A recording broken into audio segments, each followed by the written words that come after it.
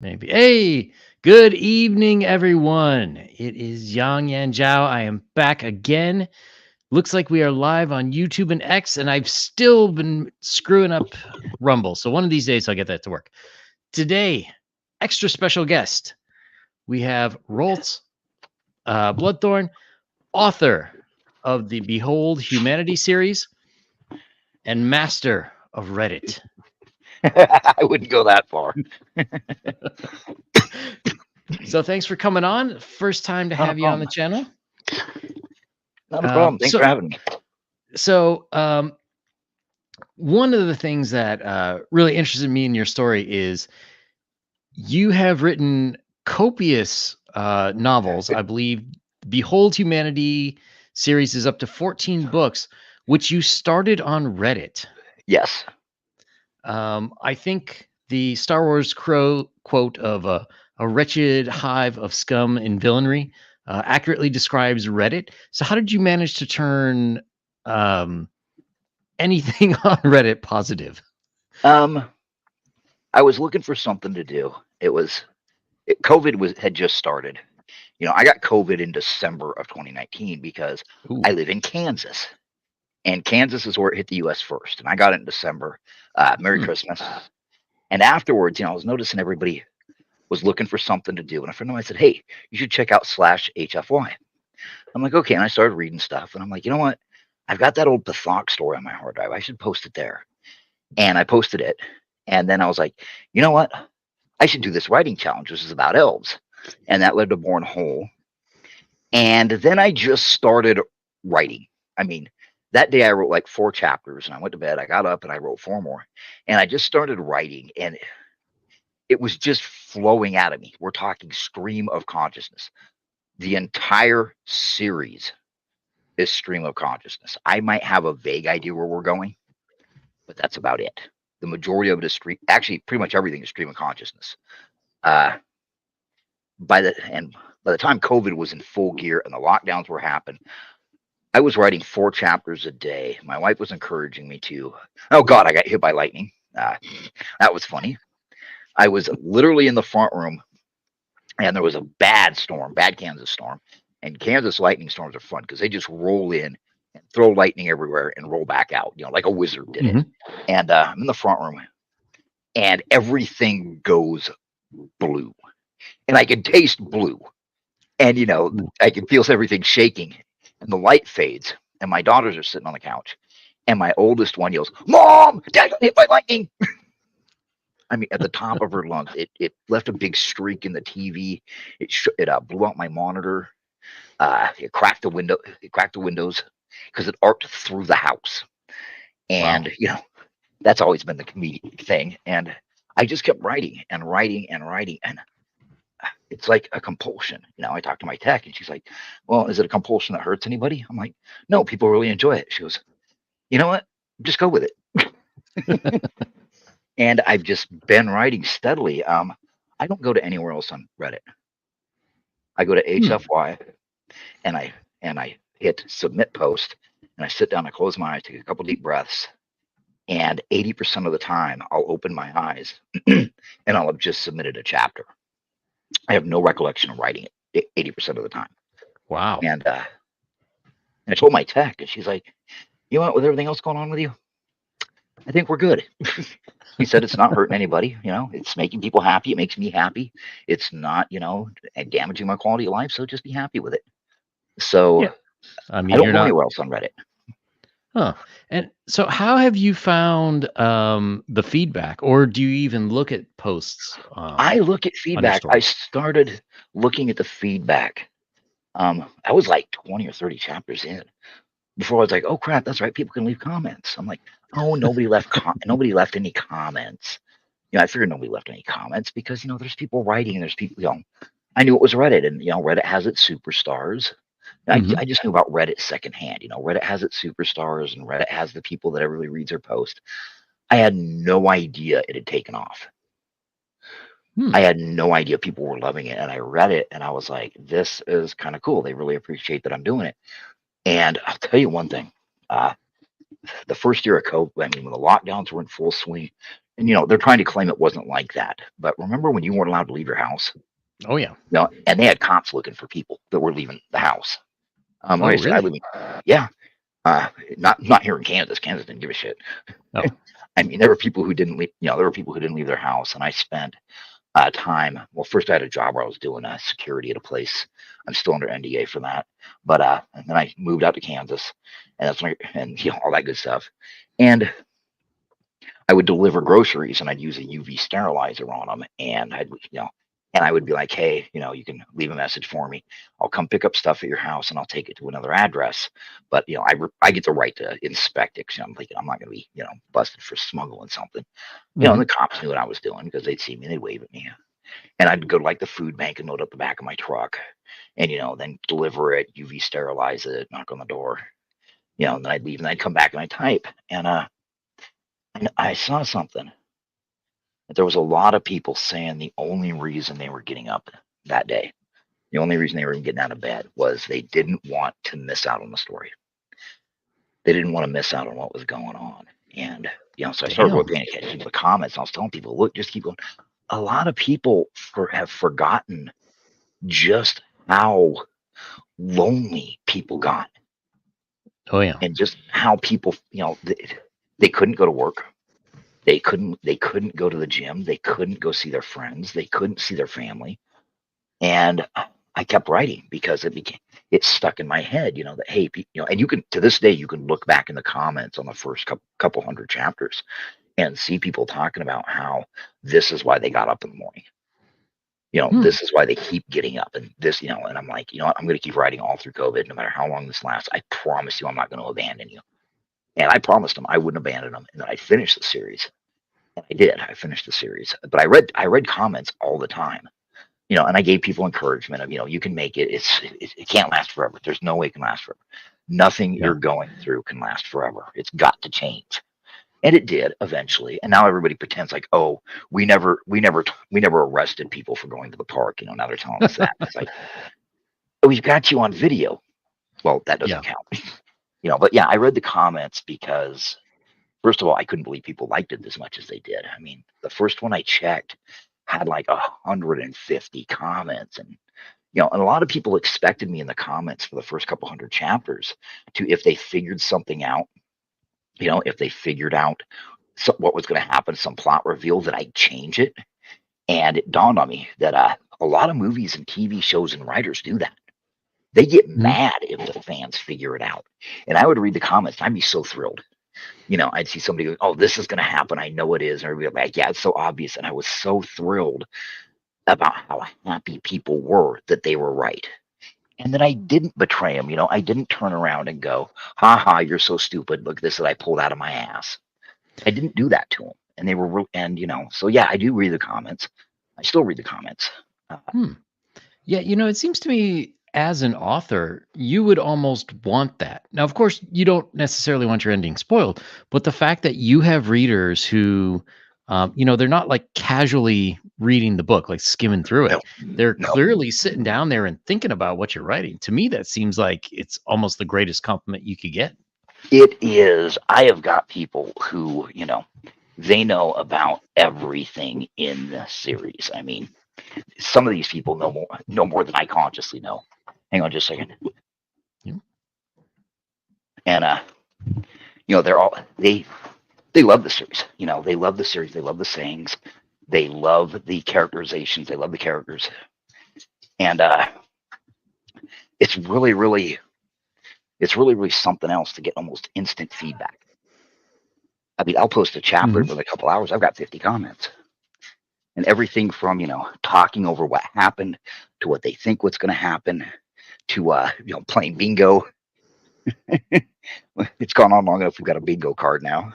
uh, And, go ahead. do you ever take like advice or criticism from people? If people are like, I'm not really Absolutely, relating to this or that. absolutely. I listen to them. I may not act on it, but I do listen to them. A big Mhm. criticism I hear is people hate the detainee, absolutely hate her. And they're always surprised when I go, well, you're supposed to. She's a bad guy. and she's written to be a bad guy, and everybody was waiting for me to validate her, to have the redemption arc. No, Mhm. she's not getting a redemption arc. He's a bad guy.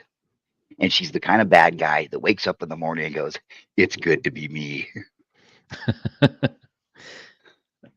Yeah, I have noticed in most modern movies, or really more in long form stuff like TV series, there's always got to be some at least attempt at a redemption arc for the bad guy Yeah. before they pull the reset for next season. And to me, it always cheapens the bad guy. Yeah. I mean, Vader had his redemption arc in the last hour, in the very last hour, in the last seconds. And people who try to emulate that by having a redemption arc for the villain miss why it was a good redemption arc. I mean, what's that line? It's from a movie. You either die a hero or live long enough to see yourself be the villain. Can't remember what that's from, but which but people really want, people are like, oh, the villain should have a redemption arc. Why? I mean, people say all the time, nobody sees themselves as the villain of the story. I'll even say it at times, Hmm. but the truth is, I have known people who know they're the villain of the story and liked it. They For knew they sure. were the asshole. They knew they were ruining other people's day. They knew that they were just, that they were the person who was ruining other people's day, and they relished it. So yeah, Yeah. there are people who are villains and know it. Yeah, I wasn't a huge fan of the Breaking Bad series, but I did like in the end how Walter White was like, "Yeah, I really like being a drug dealer." Yeah, It's like it's almost refreshing. I do like there's been sort of like an emphasis on, well, the bad guy has to have some form of relatability. Like Thanos wants to make the universe better, you yeah, know? But the problem is that doesn't work, for most of these characters, and it's just not well written. The quality isn't yeah. there. Well, number one, they have to have a decent reason. D is ultimately motivated by being, number one, a super patriot, and number two, growing up in the Great Depression. But it doesn't. That's what motivates her. But it doesn't. It explains why she has the thought process she does, but it doesn't excuse it. And that's one thing I never did, is I never tried to excuse why she does what she does. I've never tried to make excuses for her. And it startles people for some reason. Yeah, some people just enjoy it. Yeah. And it does cheapen villains. Oh, they got a redemption arc. Well, it kind of cheapens them. And then even so, the redemption arcs are stupid. I Yeah. mean, everybody talks about Wicked. Oh, Wicked, Wicked, Wicked. It's like, I read the book Wicked. A friend of mine took me to see the play. I was not impressed.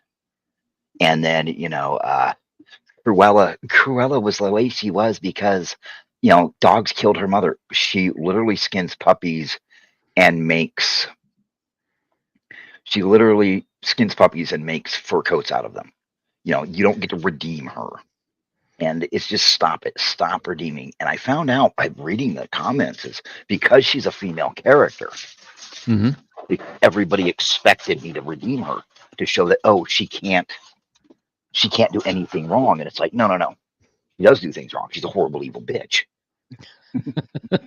Um, who was it? Uh, he was Olmuk. He was a Hmm. bad Lanakalan, Olmuk. Uh, he didn't so much. Well, I don't know if you'd call it a redemption arc. It's just by the end of his arc, you understood him. You understood what drove him, what made him do what he did. And I didn't come along and say he was right all along. And he was just, you know, he was just, weird. His brain was messed up.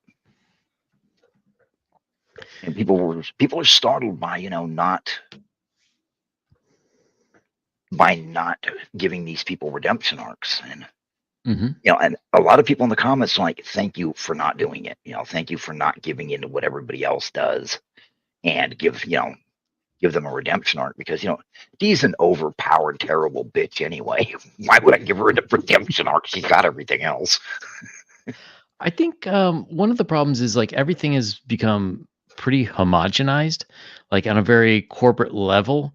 Like, okay, we'll allow this person to be bad, but then we got to redeem her later, Yes. or something like that. Whereas, um, even someone like George R. R. Martin with killing Ned Stark in the first Game of Thrones book, that was shocking because you wouldn't see that like in almost any TV show or movie.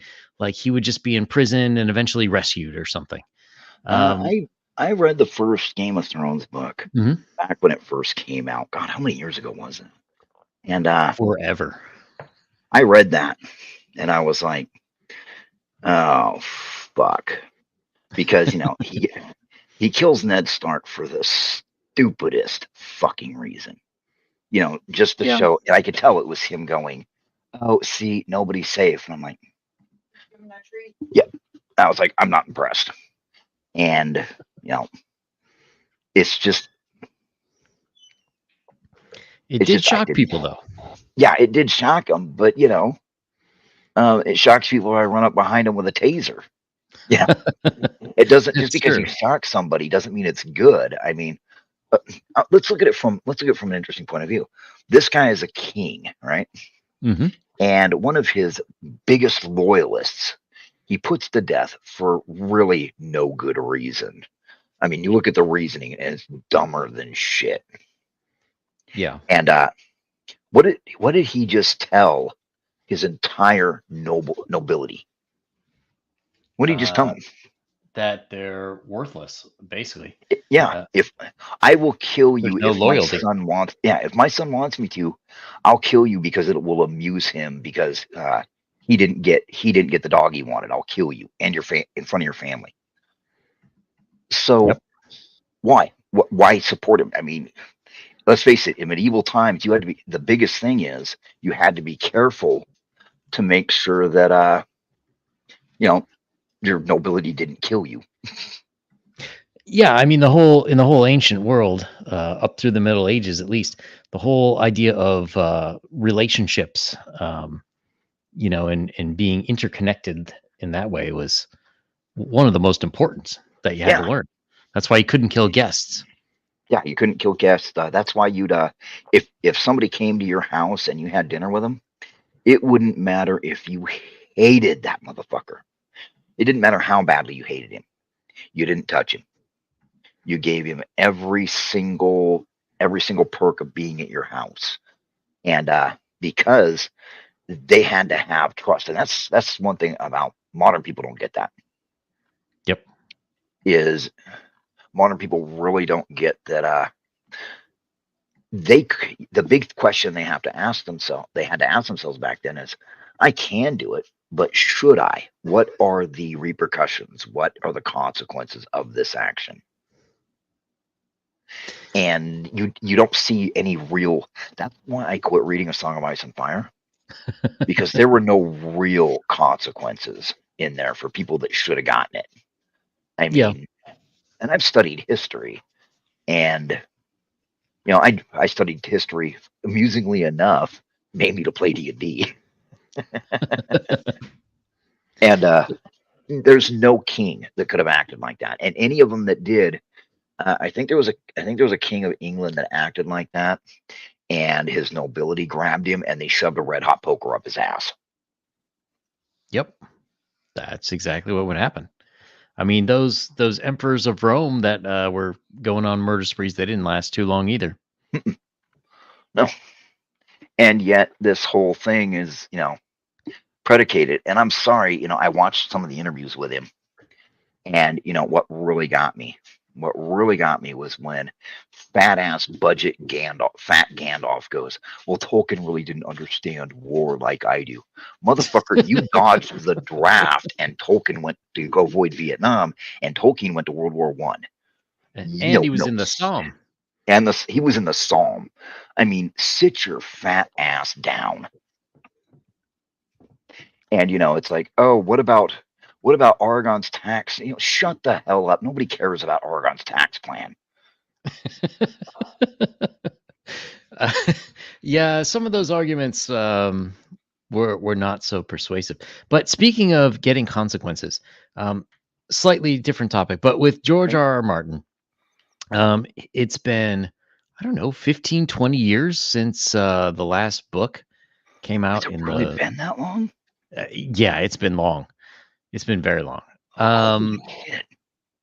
So I was wondering, do you think an author has any responsibility to their audience to complete books? Because I was Yes. thinking there was oh, interesting. Yes, Uh, without a doubt. His fans made him rich.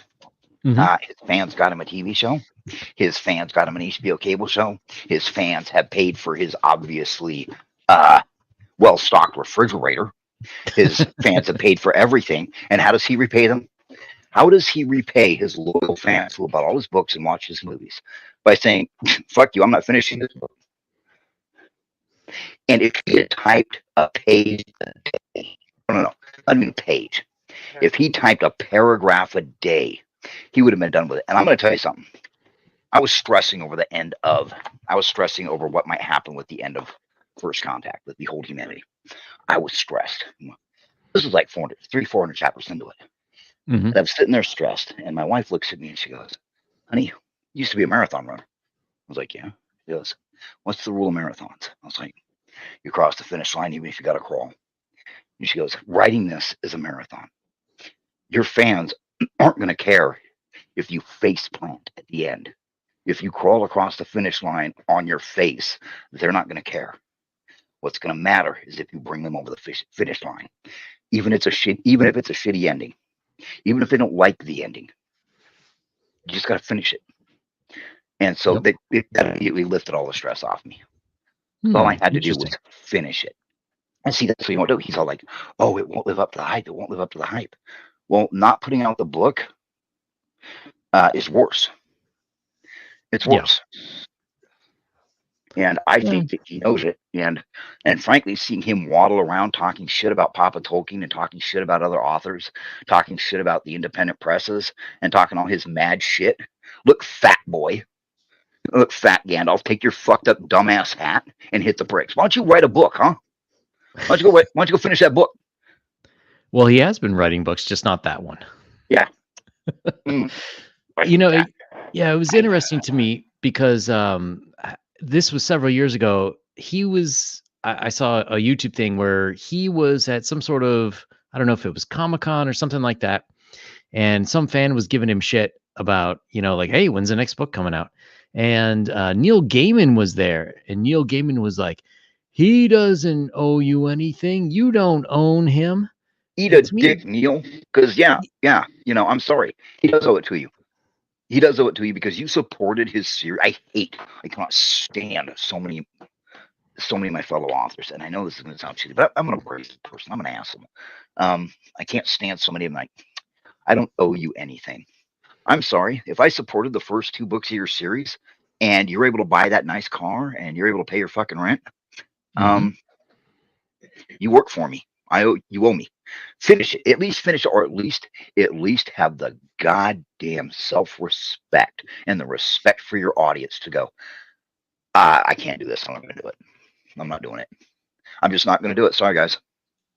Or hand it over to somebody else at least. Or hand it over to someone else. Neil Gaiman can fucking blow me. Okay, actually, he probably wouldn't even finish that.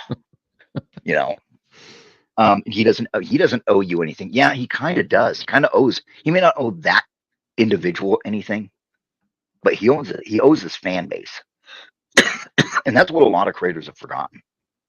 Mhm. When you build up a fan base, you will promise them entertainment, and you have to at least try. I mean, I might write stuff that falls flat.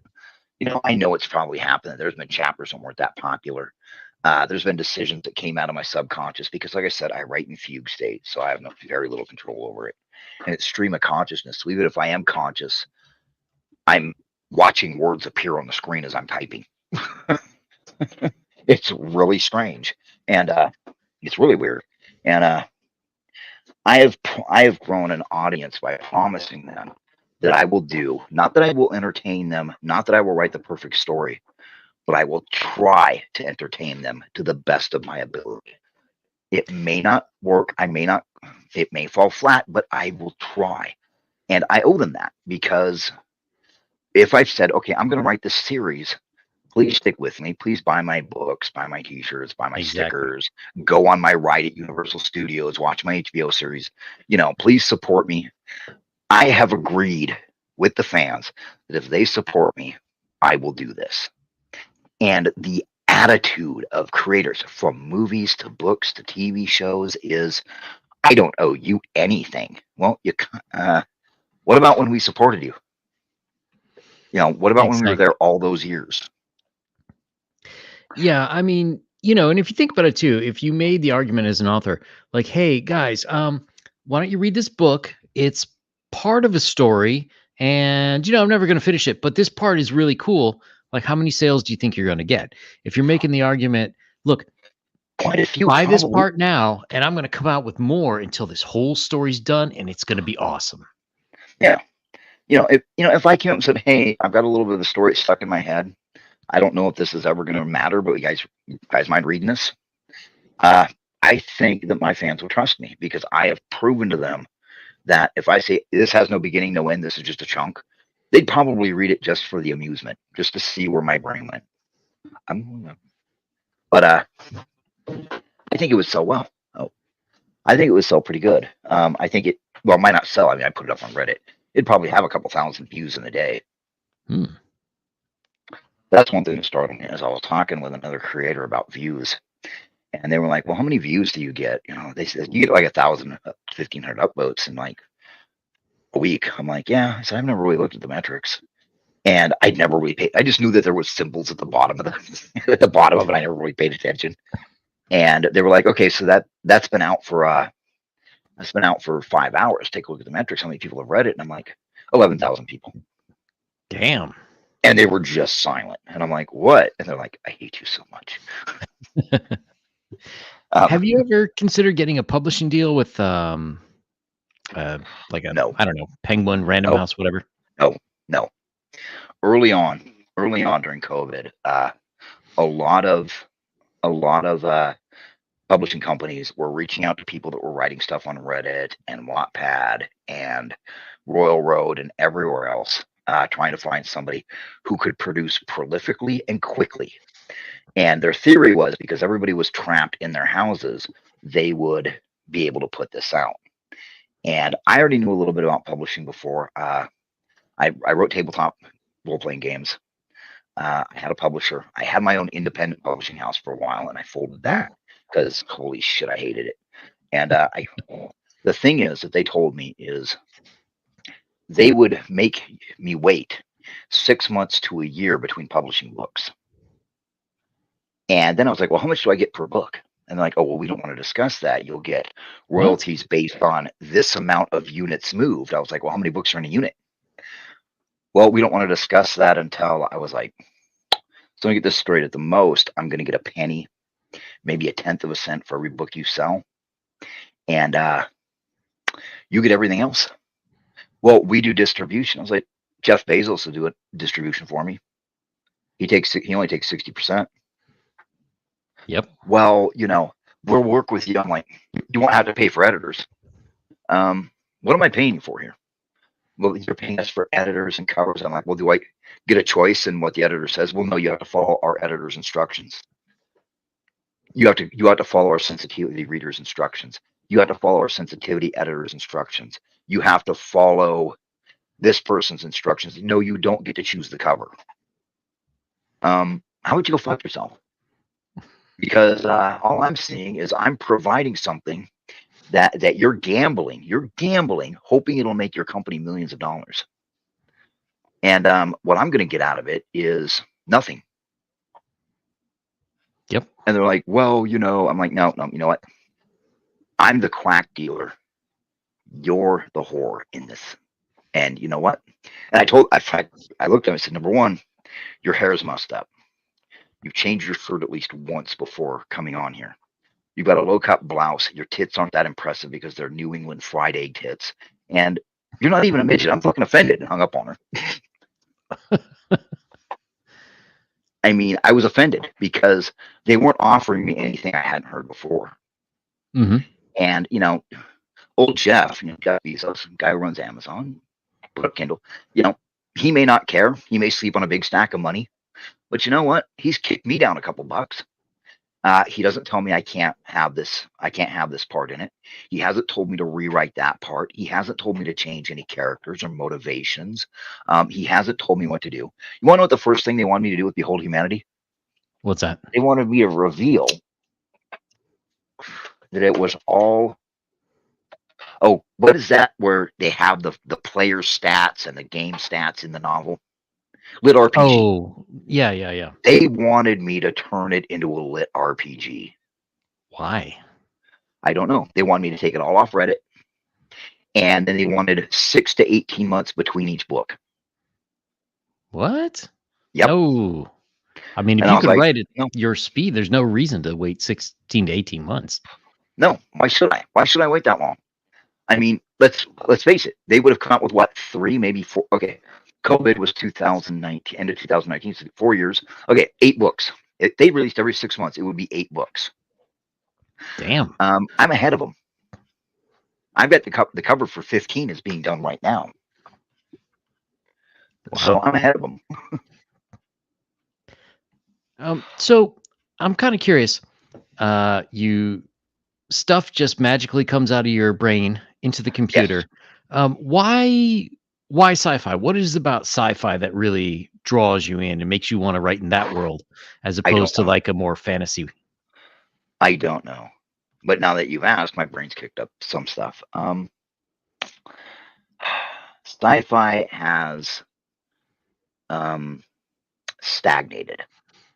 Now, I know there are people that are going to try to argue with me, but sci-fi has stagnated over the decades.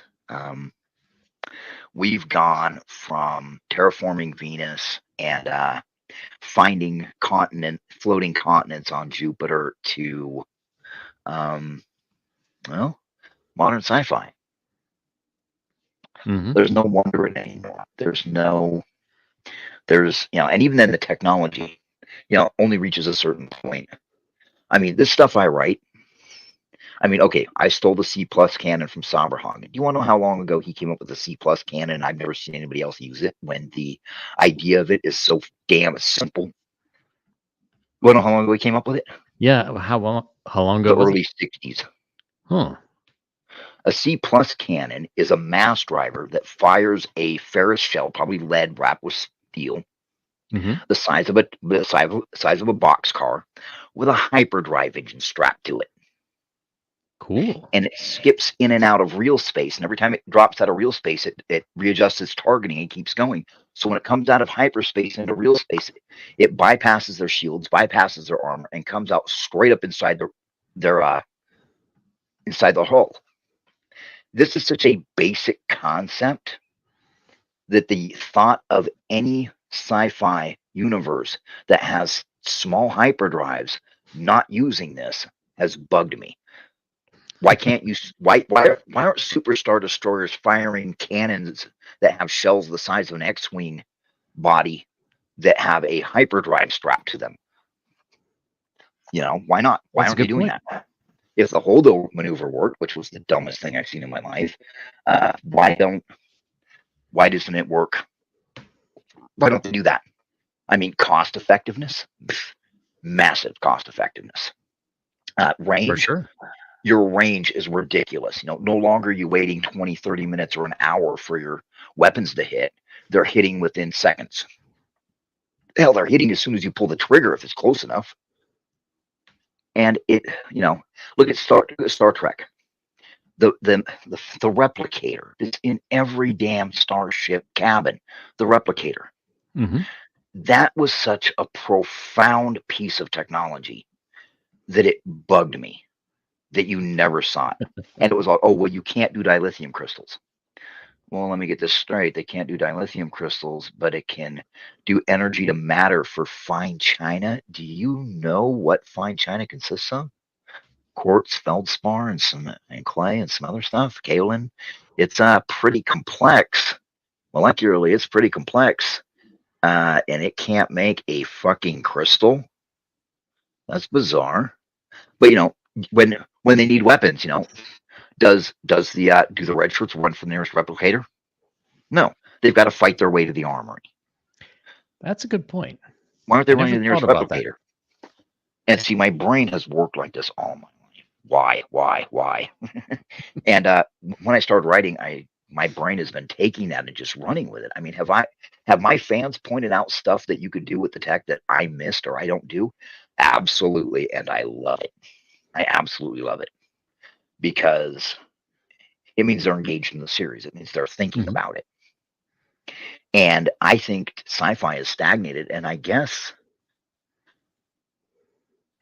my brain wanted to do sci-fi because fantasy's for D&D. I want to play D&D. I don't want to write it. Hmm. Fantasy is, I don't know. I mean, I don't know. I don't know why I went sci-fi. I mean, I love sci-fi. I really do. But I feel like it's stagnated over the years.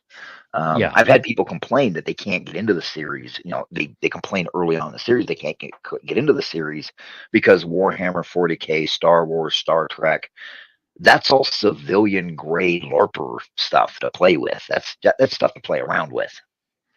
And but when you're immortal and have beaten matter to energy and energy to matter, you have no scarcity. This is an actual First Contact. Behold Humanity is an actual post-scarcity society where the only thing that has any value is your effort, because the only thing that is a limited resource is your time.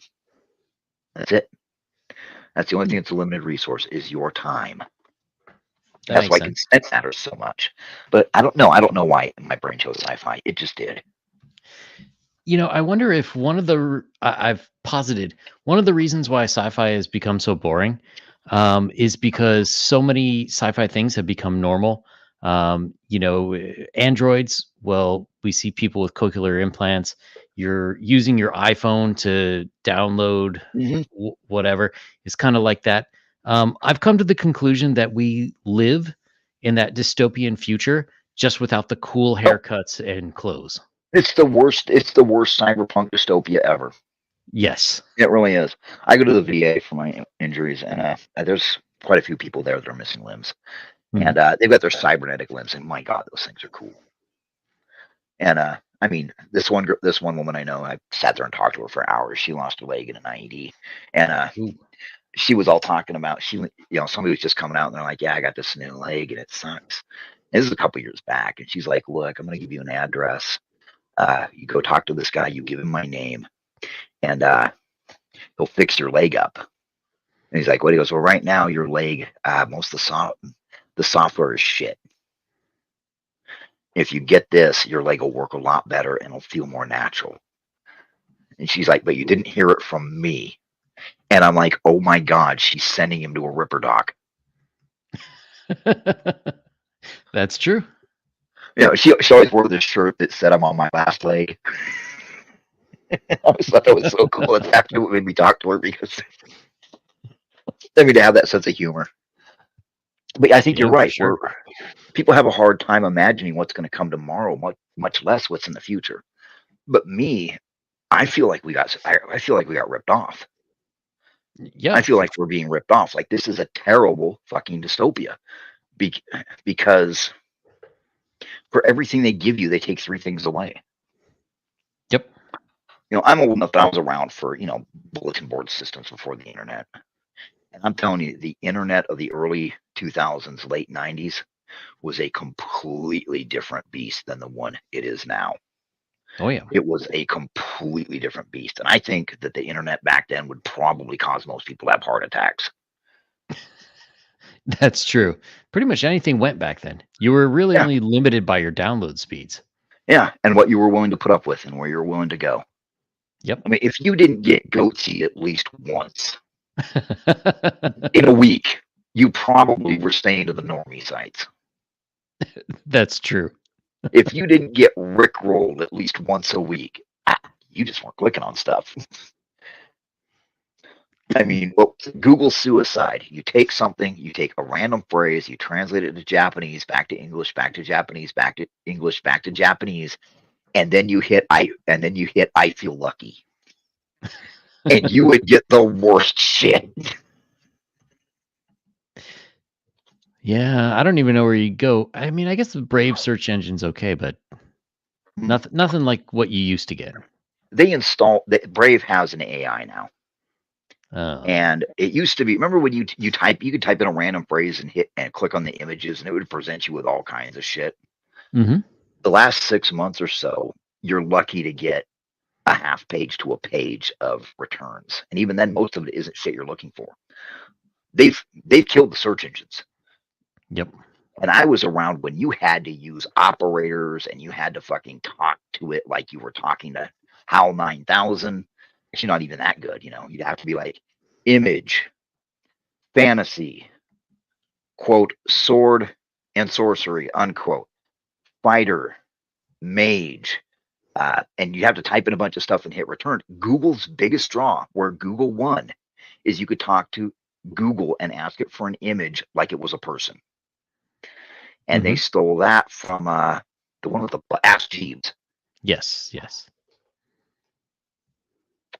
But no, a lot of people can't comprehend the next thing coming up. And then I look at what they're touting. Oh, the new iPhone has a huge technological advancement. I'm like, cool. What does it do now? Read my fucking mind? Ooh. No, if you press on the button, it puts a little beveled dent on the screen. Oh, how amazing. This was totally worth 90 seconds of my time, my limited time on Earth. Thank you. I mean, I think that's the problem. And you know, Yeah. they don't engage people's imaginations like they used to. Do you think we're maybe due for a renaissance? So one of the things that I've been noticing is pulps were huge, really 20s to the 30s, and sci-fi. You know, there were a lot of pulp sci-fis, and that really kind of extended through the golden age of the 50s. Um, a lot of the political situations on the ground are very similar to what they were about 100 years ago. So do you think maybe it's somewhat secular? Do you think we're maybe heading for another resurgence in like pulps, Yes, especially with the indie movement? yes, I think so. And here's why. Magazines became really freaking gatekeeped in the 60s and 70s. Hmm. I mean, they became horribly gatekeeped. You had to have the right political opinions in your fiction to get it published. If you want some fun, take a look at, go to the library or go to like a bookstore and look for best science fiction of like 1953, 1954, and then read one or two of those books, and then jump to 1970s and 1980s, and you're going to notice something. Because I'm telling you about it, you'll be able to notice it a lot easier, but your brain will notice it first. A lot of the stories starting about the 70s or 80s are the same. They're Yes. all the same. And that's because from magazines to novels, everything was being gatekept by the same people. And it had gotten really bad to the point where the big thing they're looking for is, you know, they always want you to have trilogies. They always want you to, you know, they're always looking for the next best thing. Actually, they're always looking for the last best thing. You know, it's hoping to jump on the bandwagon before it crashes into the river. But one of the reasons why, you know, people are like, oh, you're a Jeff Bezos fan. Not really. You know, I think he's a ridiculous kind of person. He's a little bald-headed trouser mouse. But he does something for me. He lets me publish like it's a pulp magazine from the 1920s. I upload my stuff to him. I set the price. He takes, but depending on what kind of deal you have, 60 to 80%. He provides you with the bandwidth. He provides you with the storage. You know, he does all the work. He says, you just hand it to me and I'm going to drive through people's neighborhoods throwing it at them. Okay. That's the deal. I'll give you 30%. And you don't have to do that much. Actually, once you're finished writing and editing and getting your cover and doing your layout, you don't have to do anything else. You can do advertising. I don't do advertising. I know a lot of people do advertising. I'm like, why? Well, because they don't have the fan base I have. Yeah. But Jeff Bezos has basically said, if you want to put it up here, I'll sell it for you. He has completely removed gatekeeping. And I know a couple of people who were in, I've talked to a couple of people. I don't know them. They're like internet acquaintances, so I don't know them. I wouldn't invite them over to my house. Who are in publishing said that they absolutely hate Amazon Kindle. That you can upload anybody. Anybody can upload. They hate it so badly because it lets any random person put it up there. And here's what really burns their ass. Let's say for some reason you're one of these people who not get lucky. You're skilled enough and you do everything right, and you start earning $1 million, $2 or $3 million a year, right? Mm-hmm. Now that's what Jeff's giving you. Meanwhile, he's like, hey, that big stack of money I sleep on? Here's your share, and just kick some down. But your share is $2 or $3 million that year. That means that you earned 30%, $3 million. That means that book made $10 million that year. Yep. The publishers fucking hate it because that money should be theirs. That's literally how they think. That money should have been theirs. And you have to figure at any given time, there's 100, 200 authors that are making millions of dollars a year on Kindle. No, I'm not one of them. I make enough money, to keep myself in beer and Skittles. I've got my VA pension. That's what I've got. That's my big one, is my VA pension and the people who support me on Patreon, which I will never, ever not be grateful to the people who support me on Patreon. You should throw a link up to that while we're here. I'll put that in the description for the stream. I'm on the back porch. I will. I'm on the back porch smoking a cigarette. But yeah, I got bad habits. I think that's the other thing people like about me. I don't tell them how to live. I don't tell them what politics to have. I don't tell them you have to believe like I do, or you're wrong, or you're stupid, or you're ignorant, or you're a monster, or you're a terrible person. I smoke. If you gave me a choice of what I want to do that day, I'd probably want to take my daughter. I'd probably want to take my granddaughter to the park and get ice cream, watch her run around, chase the ducks. I mean, I think my fans like that I don't have a blog where I tell them how to behave and what to think and what to do. Do you want pets? I got my puppies. I love my wife. I'm really a boring person. And I think my fans appreciate that. And that's the other thing, is I don't put modern politics in my books. I mean, yeah, I avoid that like the plague, because, oh God, in the 70s and 80s and 90s, it was so damn terrible. You'd open the book and, oh, look, it's a stand-in for Margaret Thatcher. Oh, look, it's a stand-in for JFK. Oh, look, it's a stand-in for Reagan. Oh, look, it's a stand-in for Nixon. It's science fiction. Can I not have the ghost of Richard Nixon being the bad guy? Can you come up with a damn bad guy on your own? But no, you can't. And I started noticing it by the time I was a teenager. And if a brain dead high school dropout like me that worked in a goddamn slaughterhouse can figure this shit out, then I don't understand how everybody else didn't see it. Because it was like, oh my God, this is nothing more than a damn stand-in for the Vietnam War again. I was so sick of the Vietnam War. Well, that's what happens when you let communists, control the publishing and art world. Yes. I had another guest, Fabrizio Aiello, who does a comic book called H.H. Hoover.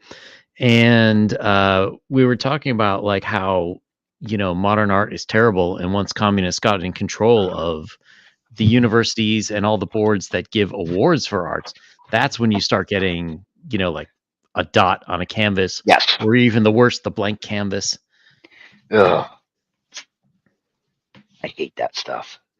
I really do.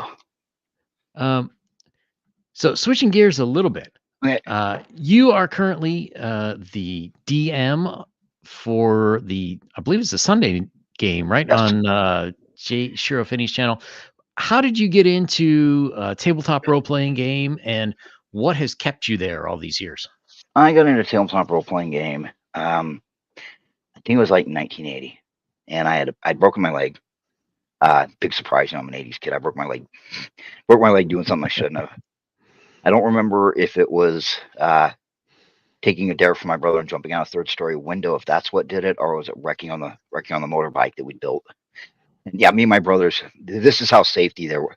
This is how safe the '80s were. Me and my brothers, we got a hold of a welder Oh, and we stole some shopping carts and we cut the tubular aluminum and we built a mini bike frame and wow. we got a lawnmower engine, a big 15 horsepower Briggs and Stratton lawnmower engine, Oh God. and we built it into the frame. And we built this mini bike, and we rode the shit out of that thing. I mean, it was jank as hell, but we loved that thing, and I wrecked it. I think that's what I broke my leg on. I think it was when I wrecked that mini bike. Wow. I can't believe the frame actually held that big of a Briggs Stratton's engine. Well, we started adding steel to it that we stole from the local junkyard. Yeah, you'd have to. Wow. Yeah, yeah. Kids did shit like that all the time. And my brother was like, "Hey, I'm gonna take you to the library." I was like, "Hey, thank you." Took me to the library, and there was a stack of books on the table, and I started looking at them, and the public library had, I think it was the Player's Handbook, the Dungeon Master's Guide, and the Monster Manual. And I was reading them. I was like, "What are you looking at?" I told him that. He said, "Huh, that was kind of cool." My brother was huge into video games, Defender, Asteroid, stuff like that. And he was like, "Why don't you?" He's like, "Okay." And I told my friends about it, and they're like, because my friends, they were good friends. I mean, my friend would come over and get me because my leg was broken bad enough. I had it went all the way up to my hip and Oh, had the rods in it. And my friends would come get me, and there was a Red Rider wagon that a friend of mine's little brother had, and they would come get me, and I'd sit in the Red Rider wagon, and they'd pull me over to their house. oh, And geez. yeah, it was. Well, we were friends, and that's how yeah, because walking, 10, 12 blocks on crutches just isn't the way to do it. And we started playing D&D, and I wasn't the DM at first. It was one of the girls we hung out with, and she was the DM. I mean, and Hmm. we all kicked in money and we bought the books, and they were $20, and at the time, $20, That was a holy lot. shit, yeah. And we bought the books and we started playing, and we absolutely loved it. And I was poor. I mean, I'd always been poor, and some of my friends didn't even have cable, and I didn't have cable growing up until I was like 13 or 14. We got cable right before I moved out. I got cable when I moved out. Uh, yeah, all of 22 channels and nothing to watch. But I started playing it because number one, it was an exercise in imagination. And number two, I would want to know more about things. So I start reading history books. I start reading about blacksmithing. I took metal shop and wood shop just because I was interested in how they made stuff. And I stayed with it because tabletop role playing games, this unique thing where I buy the 3 books and a spiral notebook and some pencils and a set of dice, and I never have to invest in it again. Hmm. And uh, we stuck with it because, I don't know, imagination, fun. Uh, yeah, I mean, we just stuck with it. I've always enjoyed tabletop role playing games since I was introduced to it. We played Star Frontiers, we played Boot Hill, we played Gamma World, we Nice. played everything. And I mean, hell, I ran a Rifts game for a while. Well, actually, it was a Chaos Earth. The Rifts game petered out because I really couldn't get him to follow any leads. But the Chaos Earth game was pretty good, but it slowed down. But ran a Pathfinder game, but I've always loved it just for the sheer. I read I read the Lord of the Rings in 4th grade and 5th grade, and I read the Silmarillion and the Hobbit. I started reading not the Wheel of Time. God damn it, it's the other book series that was on HBO or Netflix that they absolutely or Prime that they absolutely massacred. It's a real old Dune. series. I can't remember. Um, hmm. It wasn't the Chronicles of Narnia. I read that one as a kid too. Chronicles of Narnia. Um, I can almost think of it, but anyway, So, and Sword and Sorcery, Conan. God, I love Conan. And probably because I was really active. I mean, I was not your stereotypical nerd. I was the letterman, and but I loved D&D, video games, fantasy, comic books. But I also was in track and cross country. So and I lifted weights, so it was really kind of weird. And I liked it because we could write our own stories. And I could see how my friends would react to things, and we had a really good time. And I've stuck with it because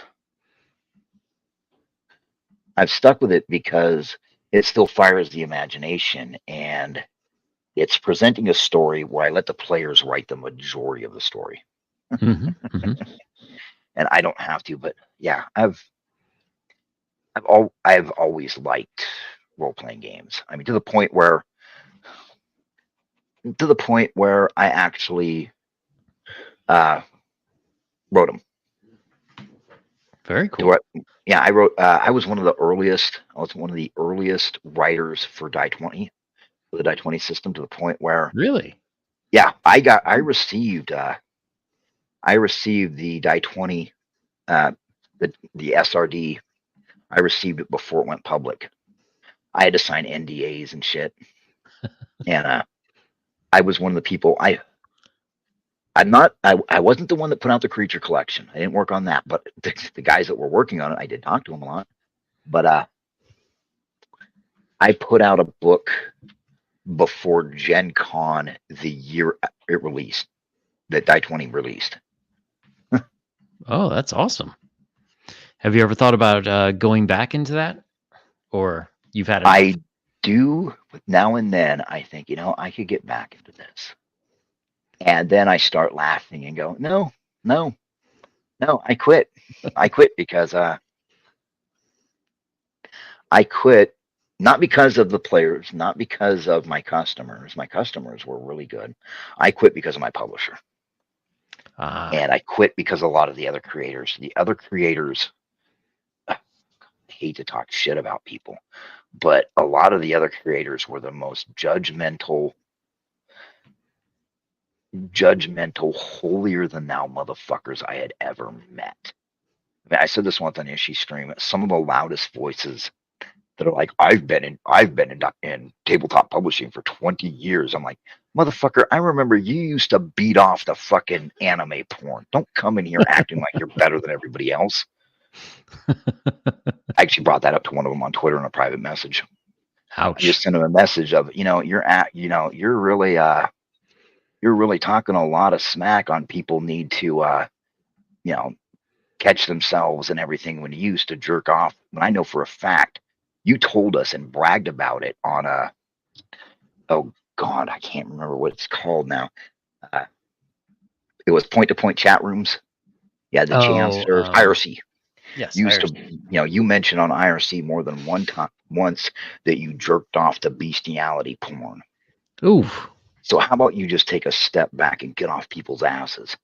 They deleted their fucking account.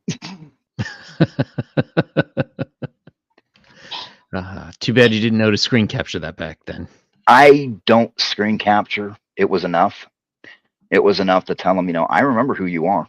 I remember what you did. Just because I walked away from it doesn't mean I'm gone. And you do not get to stand there and fucking tell your customers that they're horrible fucking people when you're a bestiality enjoyer. Mm. They offended me. They offended me really bad with all the shit they were talking. And it's like, you know what? You can just, and see, and what's funny is, all these people who are more holier than thou and telling everybody how to act, they're the ones that, a few months later get outed as sex pests. It never fails. That's always the way it is. You got to deflect the attention while you can. Yeah. I mean, do I like women? Yes. Have I made mistakes? Have I had a woman say, whoa, I'm sorry, I gave you the wrong signals? Yes. Have I completely missed signals? Yes. Because that is called human interaction. There was, I will admit, there was a woman who was a little, I didn't realized just how friendly and touchy she was in every day, because I'd only known her for like 3 hours. And when I propositioned her, she was like, "Oh wow, I totally gave you the wrong signals. I'm sorry." I was like, "Oh, okay, wow." And it was dropped, and we sat there and played pool for another 2 or 3 hours. She didn't run out going, "Oh my god." No, she was just like, "Oh, I gave you the wrong signals." Because it happens, because it's human interaction. But the people who start screeching about that are inevitably outed as sex pests. And we're not talking about the innocent shit like I'm talking about. We're Yep. talking about stalking people. And it's like, whoa, whoa, whoa. Yeah. Yeah. Sorry. But I can't disagree with you. I won't get back into tabletop role playing because it's not the players who are the trash fire. Mm-hmm. There's people like, oh, the sparkle trolls. You know what? If they're having fun, leave them the fuck alone. Yeah. Right? They're not hurting anybody. It's the same people. You've got the same attitude as the people who played Vampire the Masquerade toward everybody else, and everybody else toward people who played Vampire the Masquerade. Just fucking stop it. You're all playing pretend games that you're an elf. Just stop it. But it's the creators that I find the most objectionable. It was my fellow creators, and it was the publishing companies. N-World still owes me money. N-Word still owes me, N Publishing still owes me a lot of money. Hmm. And when I see someone, oh, I was an Any nominee, I won an Any. Well, that makes me judge you, because I remember back in the day when Jason Parent, aka Hellhound, and his wife were the ones choosing people. I had a good look at the behind the scenes because I was involved with first Ambient and then Unpublishing. No, getting an Any doesn't impress me. As a matter of fact, kind of makes me judge you. Yeah. And there's a lot of stuff that went on in the background that I won't give specifics, except for, Jason Parent is a scumbag. He's a thieving scumbag who liked to touch children, who was a NAMBLA supporter. Oh. And I don't care that he's out of jail. He's still a scumbag. Straight Where's to the my wood chipper money, with Jason? him. What? Straight to the wood chipper with him. Mm-hmm. And where's my money, Jason? Where's my money? Canadian fuck. So speaking of role-playing games, have you ever has this influenced the way you write at all? Have you ever sort of like tested out a character in a game, either as an NPC or one that you're playing? Nope, gotta keep them separate. Oh, interesting. Mm-hmm. I do keep them separate. Is it due to like the different genres, or you just like don't want work crossing over into play? I think my brain doesn't want work crossing over into play. I think my brain won't make the connections in between them, and I'm not going to force it. And plus, we're here to showcase the player's characters, not mine. That's true. That's true. I see that a lot. Some of these DMs, it's like, just write a novel. It's like, dude, just write a novel, okay? Write a novel, put it up on Amazon, you'll be happier. Yeah. But no, I don't. I might take some stuff that I figured out or I came up with, but that's about it.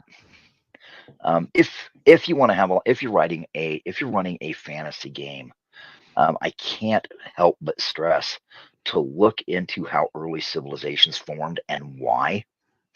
And a lot of people, I mentioned this on this channel, a lot of people don't realize that it doesn't matter if it's gold. If it costs more than you'll get selling it to extract it, the resource is useless. It's worthless. Yes. And so, that's a big thing. And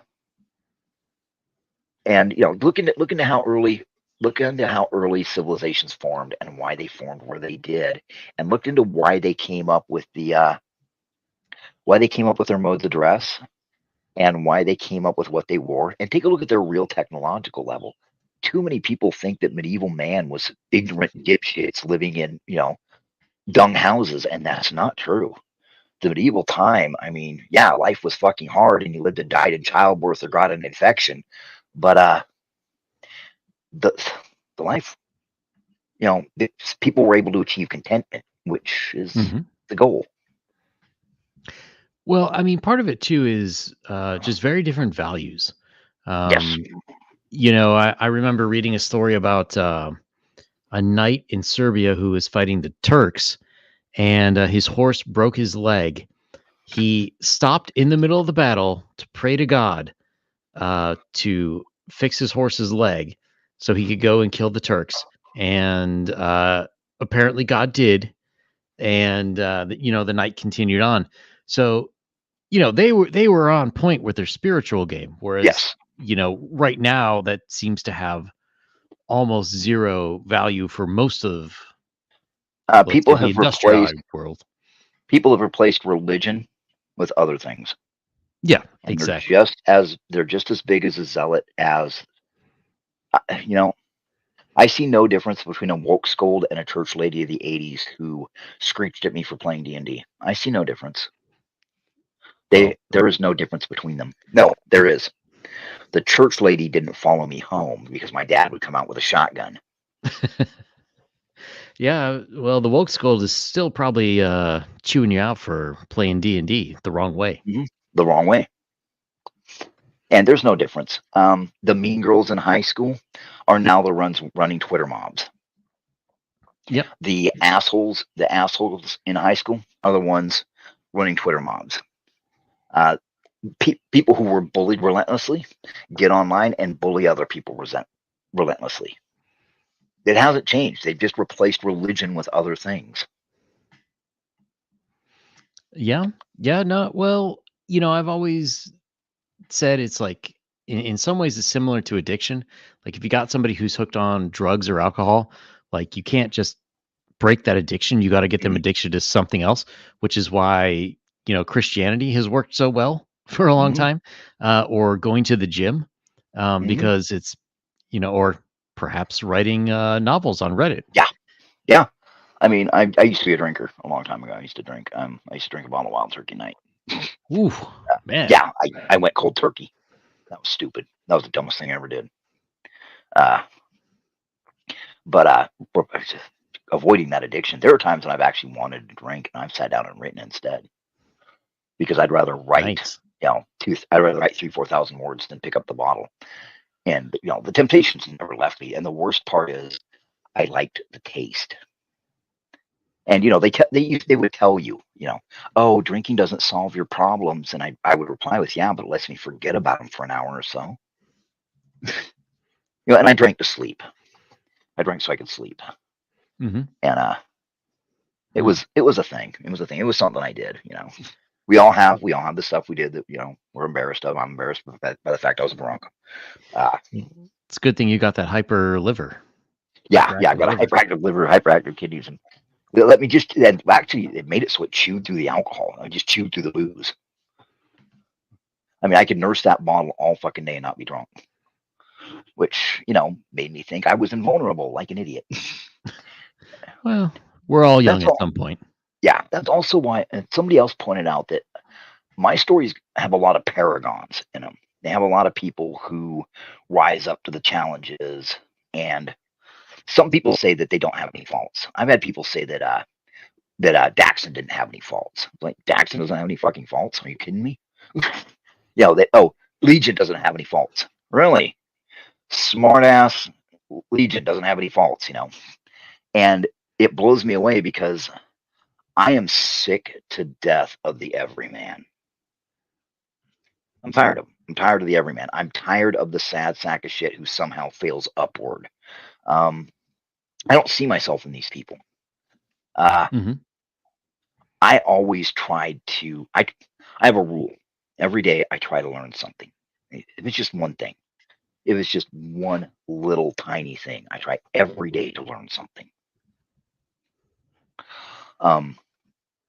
Because that's how I had impressed on me in a school teacher that every day you didn't learn at least one thing is a day you wasted. So I try to learn something every day. Do When you I have was like a when I was competitive, specific methodology for that? no, no. I look at news articles. I play Wikipedia suicide. I jump around on a few forums. I've got a couple books that I'll just that I'm reading. I just try. I mean, if nothing else, I read. If it's nothing else, I read the back of a can of food or a can of dog food. What's in this? Okay, I what's got an this uncle. ingredient? I got an What? uncle who we call the smartest man in the world. At one point, he uh, he was a military guy. He's had like a billion wives. So at one point, between wives, he bought a used set of encyclopedias at a garage sale, and he would keep them in the bathroom. So every time he would have to go, he would read like one article, and he made his way through the whole encyclopedia. Yeah. So I had a set of he shares your encyclopedias all the time. philosophy. Yeah, when I was in the army, I had a set of encyclopedias. I would sit there and drink beer and read them. Nice. It was just a thing to do. Yeah, I mean, So you go ahead. Oh, sorry. I was just going to say, so you mentioned you're working on book 15 No, no, no, for no. Book 15, I'm waiting for the cover. Oh, so you're already done with that. Okay, the last book is like chapter, I think book 15 or book 14 is like chapter 550. I already completed chapter 1000. First Contact came to an end.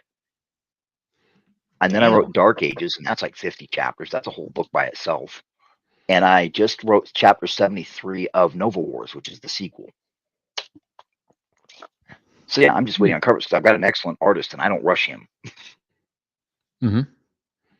That makes sense. So by the time when the cover is done, I've got layout done, I've got editing done, and editing is a fun thing because my God, I pay somebody $600 to do editing. I like them to do it in a timely manner, and sometimes the big thing about editors is too many editors seem to think they're writers. And I have had editors be like, well, this would read better. No. Well, people would identify more with this character if no. Well, this part was really hard to read emotionally, so no. And they really don't like that. No, no, no. There's been 3 editors I hired and then fired that when I got the manuscript back, rather than go through and just check the track changes, I read it to see if there were any untracked changes in it. I would want a manuscript comparison.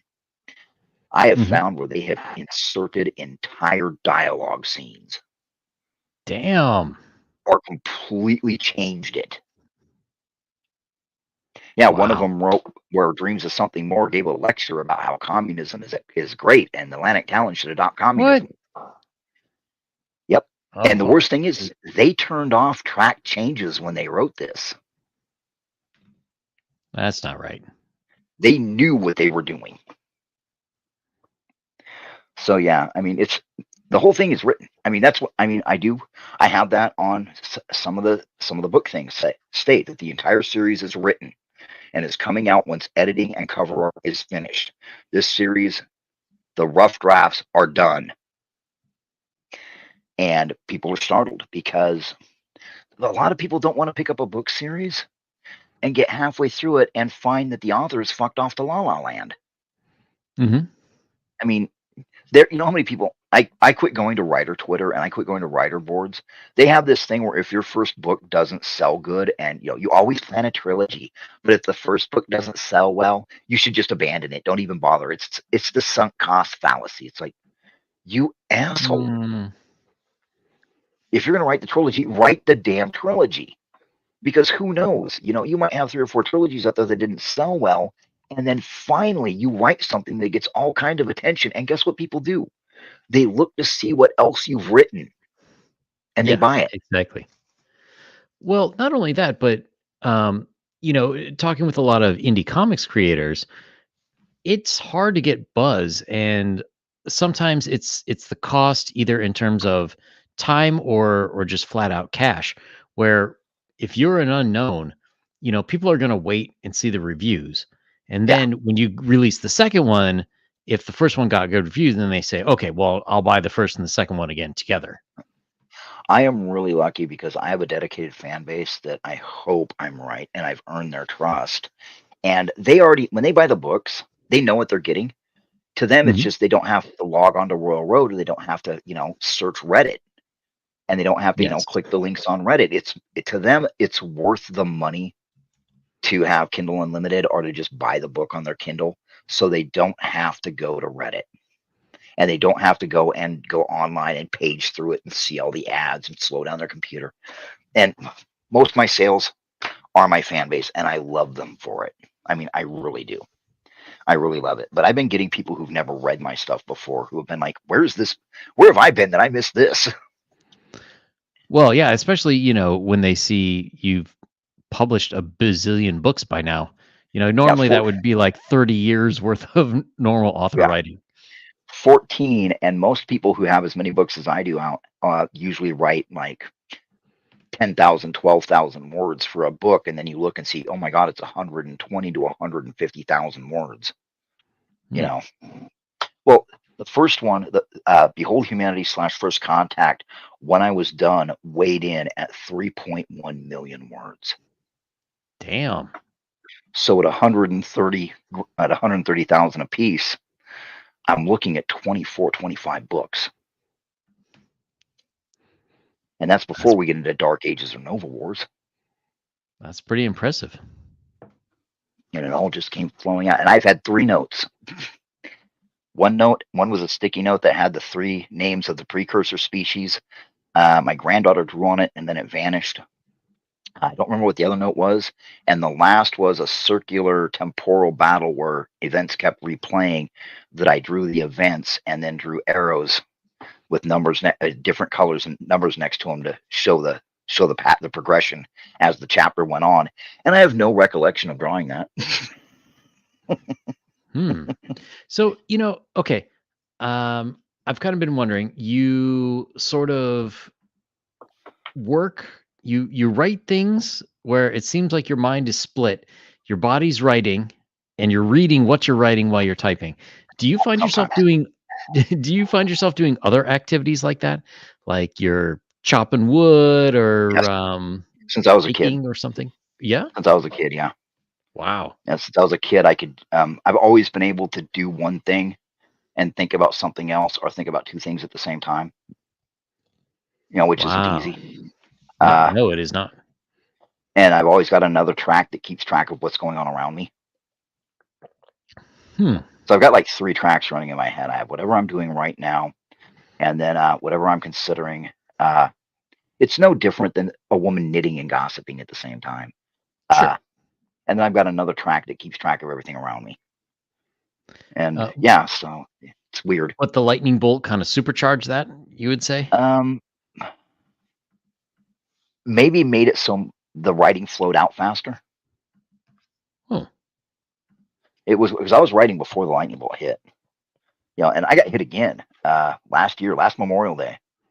I was online with Jayashiro Finney and Kat Rocha, and I think Undead Rum, and we were playing Fallout. We were playing Fallout 76, and I said, just so I'm going to take the dogs out. And I was talking to them on the headset, and they hear the headset go staticky, and then they hear this rumbling. And it's silent for a second, and I hear Undead, "Oh my God, did you just get hit by lightning?" And I go, "Ow!" And then I'm like, "Okay, the dogs ran in. I'm going to go inside. I didn't get hit." And she's like, "You didn't get hit?" I'm like, "No, it hit the grass in the field like 10, 15 feet away from me." Damn. My legs hurt for like a week. That's pretty impressive. I got lucky. Yeah, I was wearing good sole boots. But still, Oof. I mean, I was hit live on stream.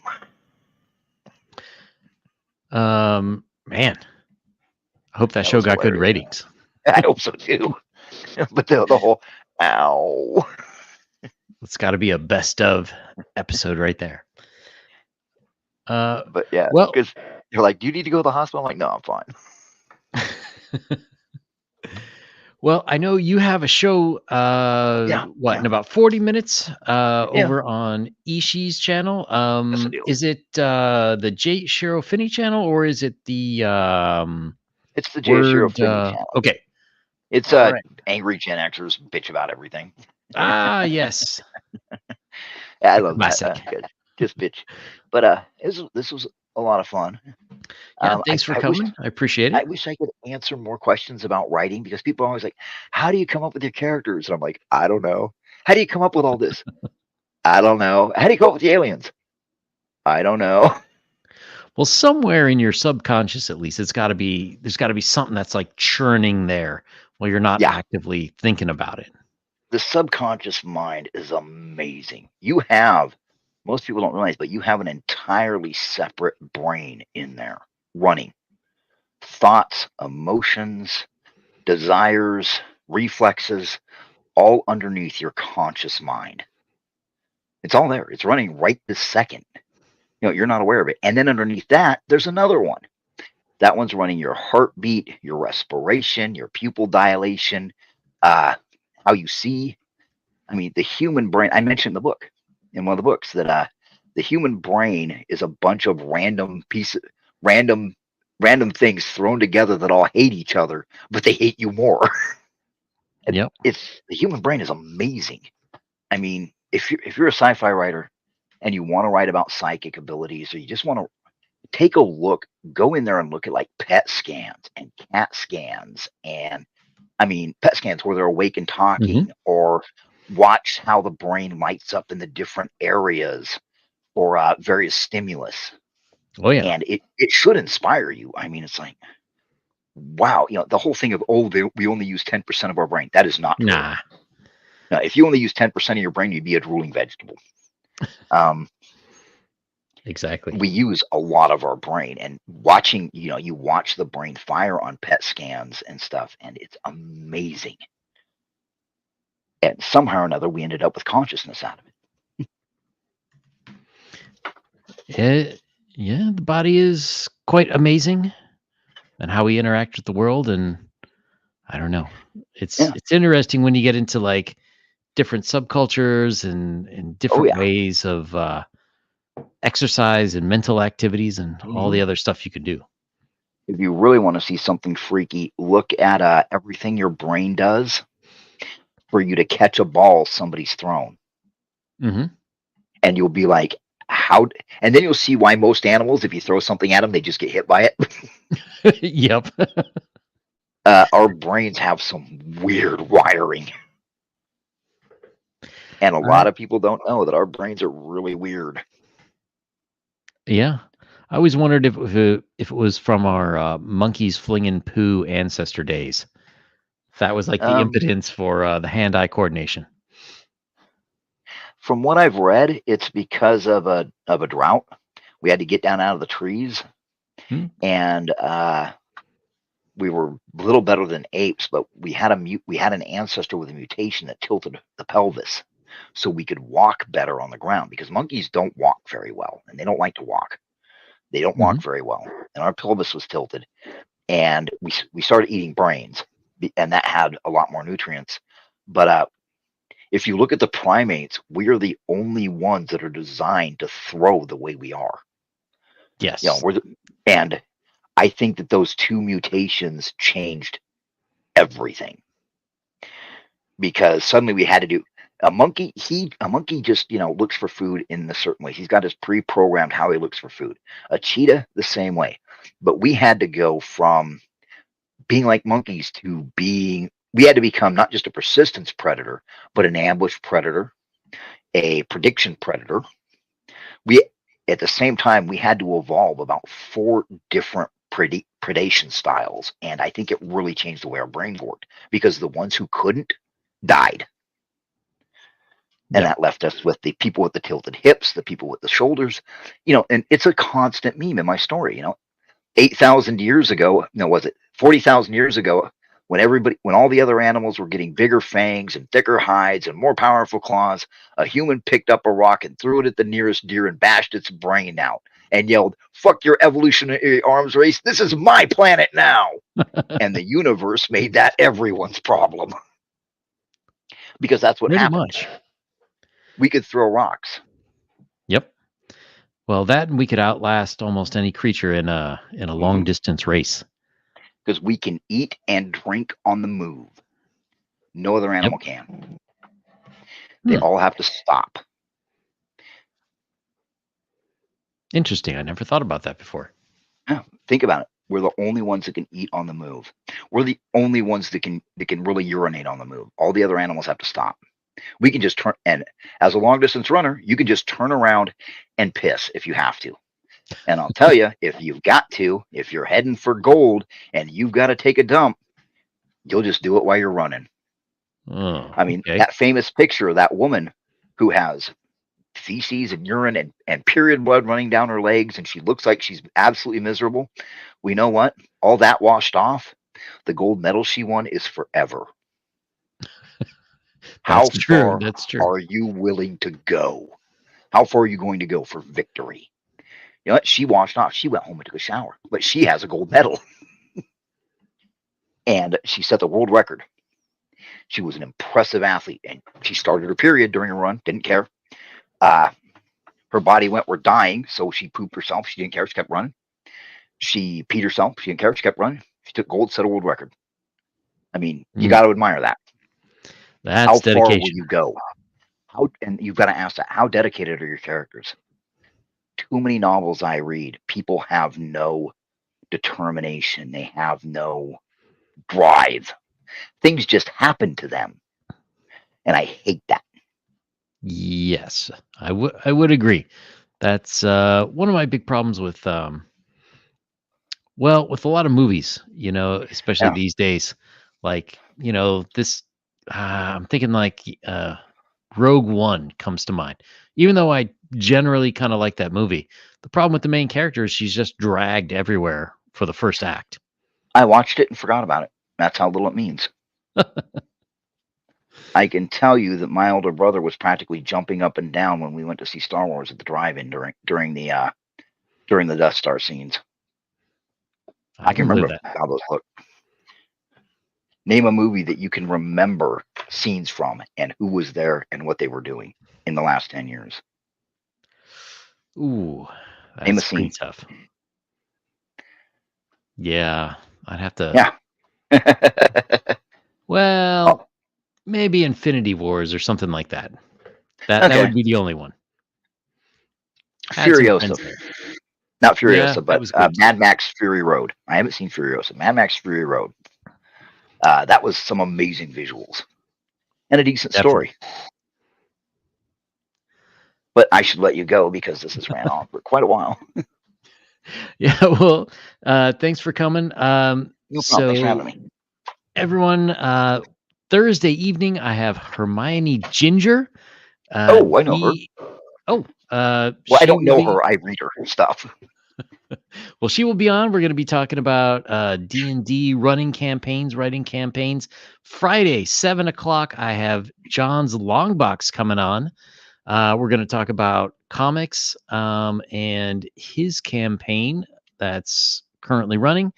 And at 9 o'clock Friday evening, I will be on the Dungeon Delvers channel playing Classic Gamma World, where I play a mutated communist cat. And next week on Thursday, Ed Jowett from Shades of Vengeance is coming on. He's got a new tabletop role-playing game for his system where you are piloting starships. So It's going to be a busy 2 weeks. So Ralts, thanks for coming. Hopefully we'll have you back before too long. Not a problem. Just let me know. Definitely. And good night, everyone.